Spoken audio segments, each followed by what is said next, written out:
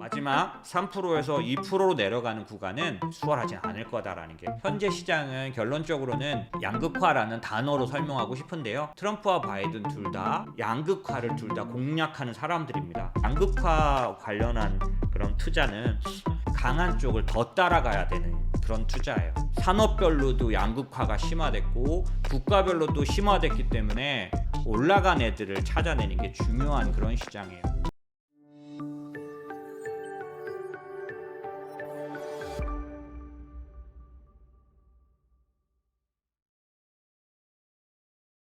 미국의 성장이 너무 높기 때문에 오히려 이제 인플레이션의 역습이 가능한 거 아니냐? 오히려 24년도에는 금리 인하는커녕 인플레이션의 재상승에 의해서 시장 망가지는 게 아니냐라는 그런 걱정을 또 할 수 있습니다. 그렇지만 현재 그 부분에 대해서는 극히 가능성이 낮다라는 게 제 판단인데, 왜냐하면 제가 코로나 때부터 설명을 해왔기 때문에 여러분이 다시 찾아보시지는 않으시겠지만 코로나 때 제가 무슨 얘기를 했냐면, 지금 인플레이션은 지속적으로 이제 지배적인 인플레이션은 될 수 없다. 왜냐하면 공급망 병목에 의한 그런 공급망 이슈에 의한 인플레이션이 대부분이기 때문이다라고 말했는데, 그게 지금 사실은 이거는 드러났어요. 왜냐하면 핵심제와 인플레이션은 뚝 떨어져서 보시는 것처럼 디스인플레이션 관련해서는 크게 변동이 없을 가능성이 높습니다.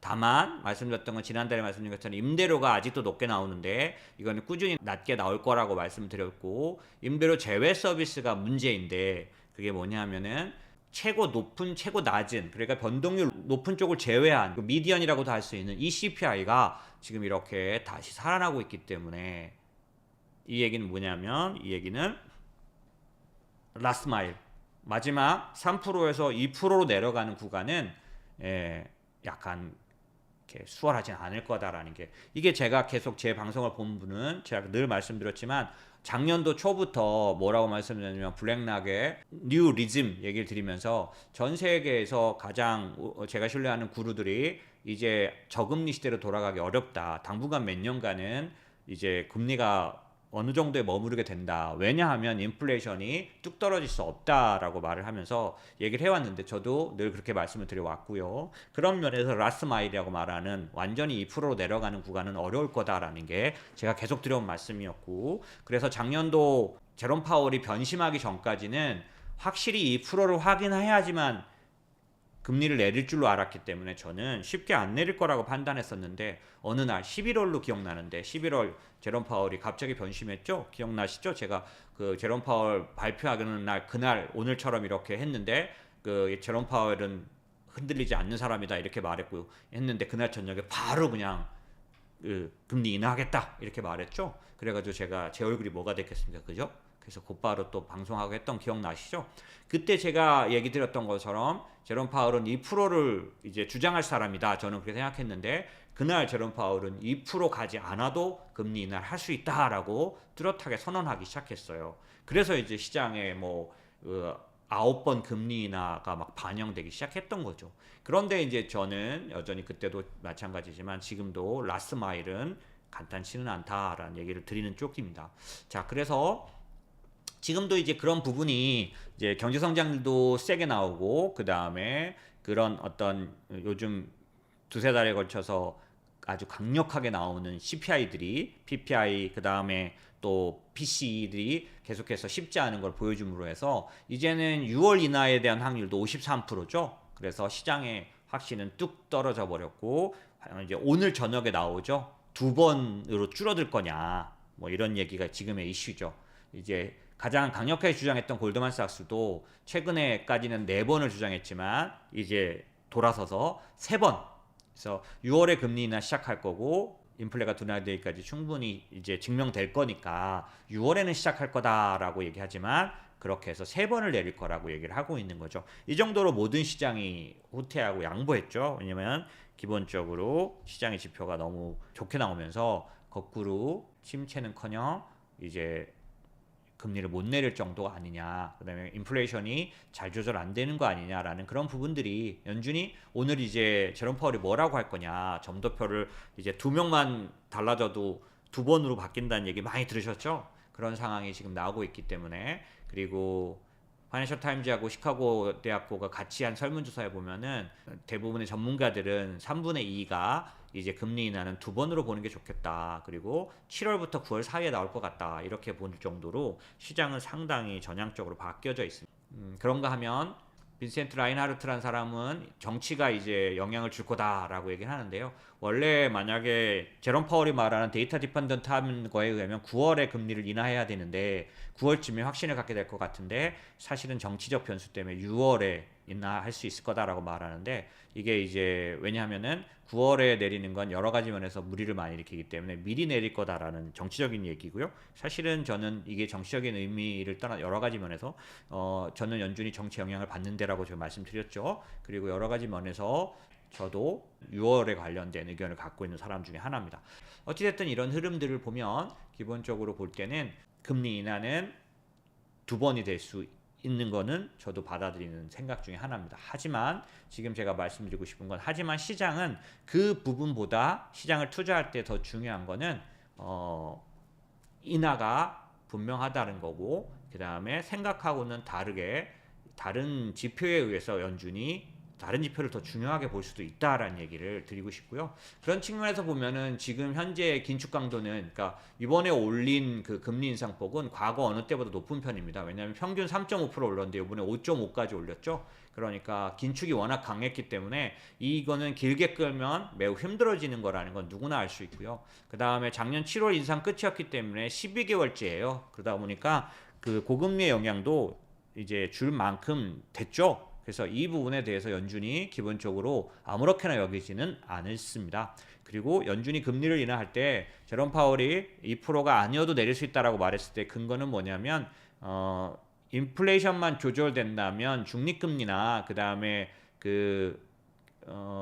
경제 활동을 위해서 경제에 어떤 영향을 나쁘게 주지 않기 위해서 충분히 금리를 내릴 수 있다라는 그거 이제 지난번에 제가 설명드린 실질 금리 개념인데요. 그런 것들 때문에 이미 연준은 여러 가지로 이론적인 얘기들을 많이 만들어 놓은 상황이에요. 그래서 얼마든지 그 잣대를 들이댈 수는 있는 상황입니다.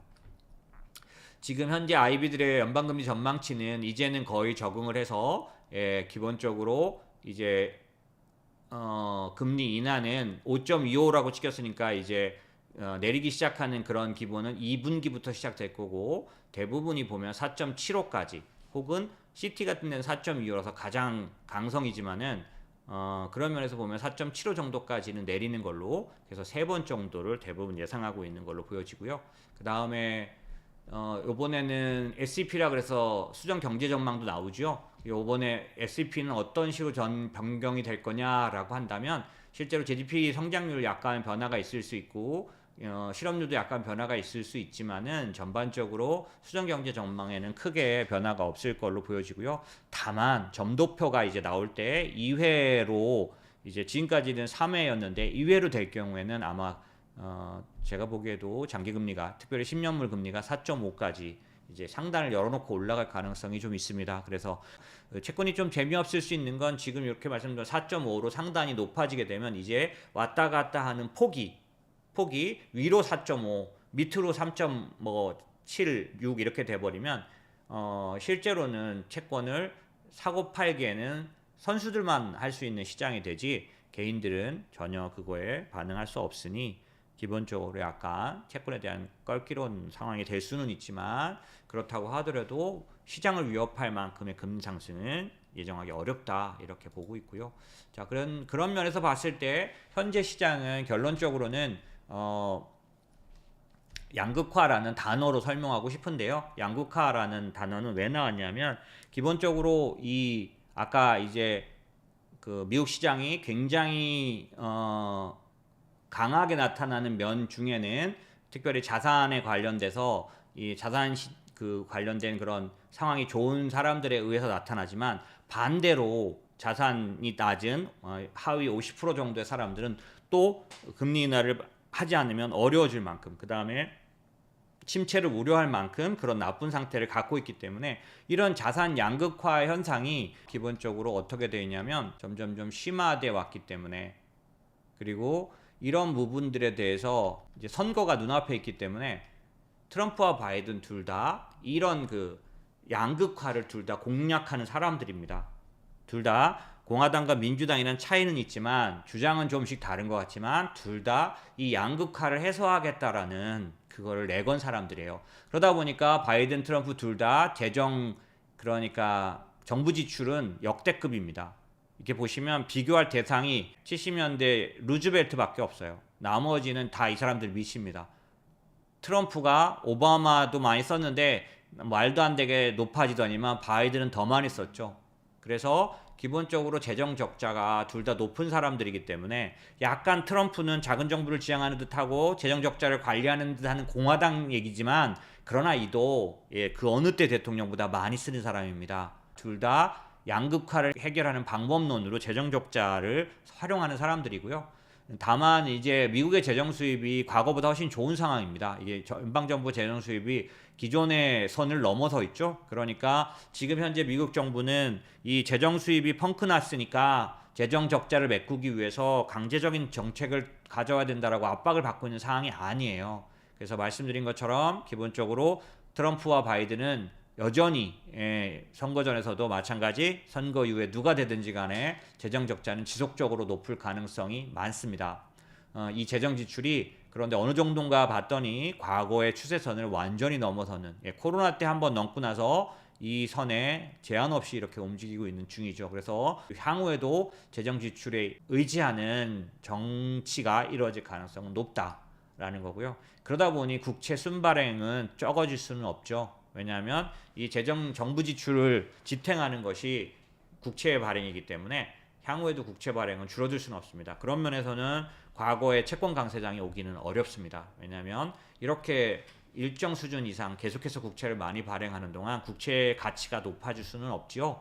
그런 면에서는 수급에 의해서 어떤 때는 싸졌다가 어떤 때는 비싸졌다가 할 텐데요. 다만 굉장히 큰 수익을 내고 강세장이 오기는 당분간 몇 년간은 어려울 수 있습니다. 왜냐하면 기본적으로 둘 다 누가 되든지 간에 정부 지출을 굉장히 높이는 사람들이기 때문에 채권은 계속해서 어마무시하게 발행을 해야 될 거고 다만 올해 연도는 작년보다는 좀 줄어들 것 같아요. 그래서 그런 상황으로 보면 기본적으로 자산 양극화를 문제를 해결하려고 정치적으로 재정 지출을 확대하는 게 두 사람의 다 정치적 해결 방법이다 보니까 이로 인해서 국채 시장은 기본적으로 과다 발행이 지속될 것 같고 그런 측면에서 이 재정 지출에 의해서 수혜를 입는 그런 국가나 산업은 굉장히 성장률이 높아서 잘 될 거지만 이 재정 지출에 해당이 되지 않는 쪽들은 조달 비용보다 높아진 금리에 시달림을 받을 뿐 아니라 견디지도 못해서 망가지는 모습이 나타나게 될 수 있다. 그래서 이 양극화는 미국 내에서 산업별로 양극화가 있고 그 다음에 국가별로 양극화가 있다라고 그 다음에 뉴 이코노미와 월드 이코노미에도 양극화가 있다라는 건데 특별히 미국 내의 산업으로만 보자면 그 조달금리 그러니까 금리가 높아졌기 때문에 그 금리보다 더 성장하는 산업들 뭐에 의해서 정부 지출에 의해서 수혜를 받는 정부 지출의 지원을 받는 그런 산업들은 성장률이 GDP 성장률을 뛰어넘는 높아진 조달 비용보다 더 많이 벌어내는 그런 산업이기 때문에 점점점 빈익빈 부익부에 의해서 부익부로 가지만 그렇지 못한 정부 지출에 해당되지 않는 산업들은 금리가 높아진 것만 영향을 받기 때문에 조달 비용보다 더 못 버는 산업이 생기게 되고 그쪽 산업은 기본적으로 쪼그라드는 양극화가 일어나게 될 거고 국가별로 볼 때도 지금 현재 이 미국의 패권 전쟁에 영향을 받을 때 양극화에서 보면 미국의 밸류체인 재편이라든지 패권 전쟁에 수혜를 입는 일본이라든지 멕시코라든지 인도는 극단적으로 금리가 높아진 것을 뛰어넘고 이기고 그 조달 비용을 뛰어넘는 성장을 하지만 반대로 중국이라든지 중국 교역이 높은 나라들은 기본적으로 높아진 금리의 영향을 받아서 그 다음에 인플레이션의 영향을 받아서 오히려 더 어려워지는 상황이 있을 수 있다라는 거고요. 투자도 국가 간의 양극화를 반영해서 예전처럼 이렇게 신흥국을 다 투자하는 인덱스 이런 것들은 하지 말아야 한다라는 거고 투자할 때 국가를 구별해서 투자해야 하고 산업도 구별해서 투자해야 한다라는 거고 이 양극화는 점점점 더 나아가 보면 어떤 걸 말하냐면 양극화 관련한 그런 투자는 지금 여기 보시면은 상한가 따라잡기 이렇게 써놨는데 이렇게 졸리시다가 딱 보시면 이제 그 인모스도 상한가 투자 막 이런 거 가르쳐 주는구나 이렇게 하실 수 있어서 오해가 있을 수 있는데, 이거는 그냥 제가 말하는 방법론을 좀 더 쉽게 말하기 위해서 말한 거니까 제가 상한가 따라잡기를 가르쳐 드리려고 하는 게 아니고요. 저는 계속 말씀드려 왔지만은 주식 브로커를 몇 년 하다가 이제 자산 관리 쪽으로 이제 세상이 변해서 그쪽으로 간 사람이라서 주식 브로커 때 이제 상한가 따라잡기가 정말 많이, 특히 저는 그 코스닥 버블이라고 말하는 IT 버블, 1999년 2000년도 한국에 코스닥 투자를 정말 열심히 했던 사람이라서, 그 뒤로는 코스닥을 제가 안 했는데요. 그 당시에 상한가 사자를 정말 밥 먹듯이 했던 그런 사람이라서 상한가 따라잡기 정말 많이 해봤고 잘 알죠. 그때는 뭐, 근데 이 상한가 따라잡기는 지금 하시라고 말씀드린 게 전혀 아니라, 이런 거 투자하냐고 여기 보면 상한가 따라잡기 직장인들 필수라고 돼 있는데, 직장인이 어떻게 도대체 상한가 따라잡기를 하는지 모르겠어요. 직장인들은 근무 시간이라 상한가 따라잡기 못 하는데 어떻게 상한가 따라잡기를 직장인들에게 가르쳐 주는 이런 강의를 하죠. 정말 아이러니한 그런 것 같습니다. 어쨌든 이 상한가 따라잡기라든지 아니면 52주 신고가 투자하는 거, 이런 것들이 다 뭐냐면 추세 추정 투자 전략이에요. 예전에 제가 주식 브로커 때, 지금도 터틀 트레이딩이라 그래서 얘는 다 일리가 있는 투자인데요. 다만 문제는 뭐냐면 사시사철 이걸 할 수가 없어요. 지금 제가 말씀드린 것처럼 향후 최근에 진행되는 양극화 시장은 이게 먹힙니다. 이게 무슨 말이냐면 강한 쪽을 더 따라가야 되는 그런 투자예요. 그래서 제가 오늘 이 시장을 말하면서 이 얘기를 드리려는 거고요. 이거 결코 상한가, 52주 신고가 막 이런 거 추천하는 거 아니고요. 물론 지금은 여러분이 투자의 흐름을 어떤 업종, 어떤 종목으로 주로 이 시장이 살아있는지 아시고 싶으시면 52주 신고가를 찾아보시는 게 필요해요. 52주 신고가를 보시는 건 가끔씩은 유익한데, 지금 장에서는 시장의 흐름을 읽을 수 있는 그런 거고요. 52주 신고가를 속출하고 있는 업종이 바로 추세가 움직이는 업종입니다. 터틀 트레이딩은 뭐냐면 그 리차드 데니스라는 사람이 1980년도에 이제 내놓고 가르쳤던 내용인데, 뭐냐면 10종목을 사고 그 중에서 정확하게 제가 기억은 안 나는데 그 중에서 5종목만 남기고 하위 5, 그러니까 6위부터 10위까지는 없앱니다.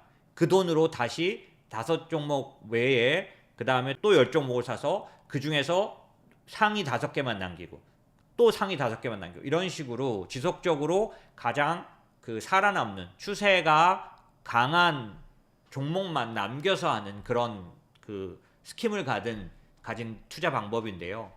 그럴 정도로 이 사람들은 뭘 안 볼까요? 펀더멘털을 보지 않습니다. 이게 어떤 실적을 내고 있고 재무제표를 보고 이런 걸 하지 않아요. 그냥 추세를 보는 거죠. 그런데 지금 제가 여러분에게 그렇게 하라고 투자 추천하는 게 아니라, 지금은 기본적으로 강한 놈이 더 강해지는 시장입니다. 말씀드렸던 것처럼 산업별로도 양극화가 심화됐고 국가별로도 심화됐기 때문에 올라간 애들을 찾아내는 게 중요한 그런 시장이에요. 이게 지금 시장에서는 포인트입니다. 여러분들이 갖고 있는 5종목, 6종목 중에서 지나간 구간 동안 일정 기간을 잘 정하셔야 돼요. 왜냐하면 지나간 한 달은 금리가 덜 내릴 거라고 반영된 시장이었잖아요. 또 지나간 그 앞에 기간은 금리가 많이 내릴 거라고 했던 구간이었잖아요. 여기에 반응이 달랐을 수 있고요. 이 전 구간 다 약했다면 버리시는 게 맞지. 그런 면에서는 지금 시장은 양극화가 강력하게 진행되는 시장이고, 이 추종이 실제로 사이클 투자에서 보면요, 미국과 이제 그 여타 국가들에 대해서 제가 많이 설명하는 편인데, 저는 경기순환적 사이클과 구조적 사이클을 같이 봐야 된다고 말씀드릴 때, 구조적 사이클이 뭐냐면 세계화와 탈세계화, 세계화와 기술주 투자, 이런 부분들이 기술, 그러니까 일반적인 그런 어떤 그 뭐라 그럴까요? 그 다국적 기업에 투자하는 게 유리한 세계화 시대하고 다르게 냉전 시대, 그러니까 반세계화 시대에는 기술주 투자해야 된다, 이런 얘기를 드렸기 때문에 아마 아시고 계실 텐데, 이 시기를 누가 결정했냐면 미국이 결정했어요. 미국이 소비에 치중할 때는 교역을 확 늘렸고요. 교역을 확 늘리다가 끝에 가면 꼭 G2가 발생합니다. 일본이라든지 중국이 생겨요. 그러면 이 라이벌을 죽여버립니다. 그 죽여버리는 방법이 뭐냐면은 냉전이에요. 신냉전. 지금 신냉전이죠. 뭐냐면 패권 전쟁이에요. 그게 뭐냐면 교역을 반대하는 탈세계화입니다. 서로 편먹고 싸우는 거예요. 그게 미국이 자기에게 필요한 때에 그거를 내놓습니다. 그래서 자기가 소비에 대해서 막 늘릴 때는 교역을 추구하는 WTO라든지 막 이런 국제 간의 교역을 늘리는 그런 걸 말하지만, 반대로 이제 그렇게 해서 일본이나 중국 같은 라이벌이 생기면 갑자기 보호무역주의로 바뀝니다. 그러면서 패권 전쟁을 조성하고, 그러면서 일본을 무너뜨리고 중국을 무너뜨리는 이런 전략을 해왔기 때문에 지금은 전형적으로 신냉전, 그 다음에 보호무역주의 뭐 이런 것들이, 물론 바이든은 약간 색깔을 달리하지만 그런 것들이 지배하는 세상이다 보니까 지금은 기술주의 시대다, 이런 거죠. 그런 부분들이 저희가 시장을 보는 그런 뷰라면, 그런 면에서 봤을 때 지금은 그 안에서도 더 양극화된 그런 때라고 보시면 되고요.